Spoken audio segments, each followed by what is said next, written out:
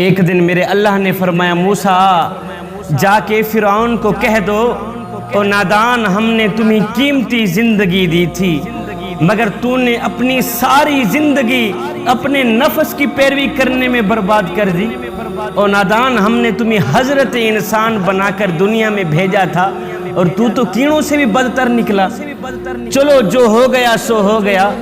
اب تم اگر 1 سال بھی ہماری مرضی پہ چلو تو ہم تمہیں معاف کر دیں گے چل 1 سال نہیں چلتا 1 مہینہ ہماری مرضی پہ گزار دو ہم تمہیں معاف کر دیں گے 1 مہینہ بھی نہ صحیح 1 دن ہماری مرضی پہ گزار دو 1 دن بھی نہ صحیح تو 1 سانس میں کہہ دو لا الہ الا اللہ ہماری تمہاری صلح ہو جائے گی موسیٰ علیہ السلام کی یہ بات سن کر فرعون کہنے لگا موسیٰ یہ تم کیا کہہ رہے ہو ہمارے سوا دوسرا رب ہے ہی کون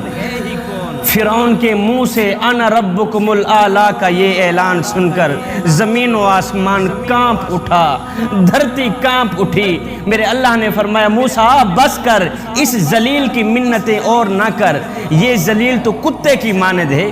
اس کے لیے تو تیری ایک لکڑی ہی کافی ہے یا اللہ وہ کیسے میرے اللہ نے فرمایا تو اپنا عصا پھینک پھر آگے تماشا دیکھ کہ اس کمینے کے پاس اوقات ہی کتنی ہے موسیٰ علیہ السلام نے جب اپنا عصا مبارک پھینکا تو وہ ایک بہت بڑا اژدہا بن گیا جیسے ہی فرعون نے اژدہا کو دیکھا تو بھاگتا ہوا نظر آیا میرے اللہ نے فرمایا موسیٰ یہی اوقات ہے اس کمینے کی اس ذلیل کی یہی اوقات ہے وہ بھاگتا نظر آ رہا ہے ایک فرشتہ انسانی شکل میں فرعون کے پاس آیا آ کر کہنے لگا فرعون ایک بات تو بتا جو بندہ اپنے رب کی نافرمانی کرے اس کی سزا کیا ہے جو بندہ اپنے رب کی نافرمانی کرے اس کی سزا کیا ہے فرعون کہنے لگا ایسے شخص کو تو پانی میں ڈوب کر مر جانا چاہیے پانی میں غرق ہو جانا چاہیے جوانوں 2 دن گزرے نہیں تھے